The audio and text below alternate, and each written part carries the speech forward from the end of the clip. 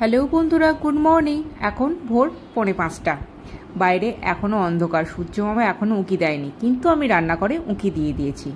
গতকাল মুদিখানা থেকে ডাল এসব এসেছিল, তার মধ্যে মুগের ডাল আর অরহর ডাল এই দুটো ভেজে রাখি, মানে একটু কড়াই নেড়ে রাখি, তাহলে ভালো থাকে। ডাল নাড়তে নাড়তেই এদিকে সূর্য মামা উঠে পড়েছে। সকালবেলা হয়ে গেছে, মানে 6টা বেজে গেছে। আর দেখো ঘরের মধ্যেও রৌদ্র ঢুকে গেছে। আর কর্তামশাই এখনো ঘুমোচ্ছে, তার আজ কলেজ ছুটি, আর ছেলে পড়াশোনা করছে। আমি সমস্ত কাজকর্ম সেরে স্নান ধান করে চলে গেলাম ফুল মিষ্টি আনতে। আজ বৃহস্পতিবার, ঠাকুর ঘর অলরেডি আগেই পরিষ্কার করে গেছি, এবার পুজো টুজো করে নিতে হবে।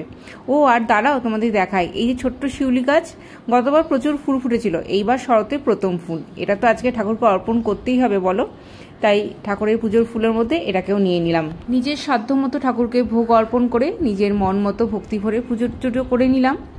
এইবার নিচে যেতে হবে, রান্না বান্না করতে হবে। ভগবানের ভক্ত রেডি, এবার আমাদের পেট পুজোর পালা। আজকে বৃহস্পতিবার, নিরামিষ হচ্ছে মুগের ডাল অলরেডি সেদ্ধ হয়ে গেছে, ছেলে স্কুল আছে তাই বসিয়ে দিয়েছি ভাত, আর হচ্ছে আলু ভাজা, বেগুন ভাজা, আলু পটলের তরকারি। আজকের মতো এইটুকুই, টাটা।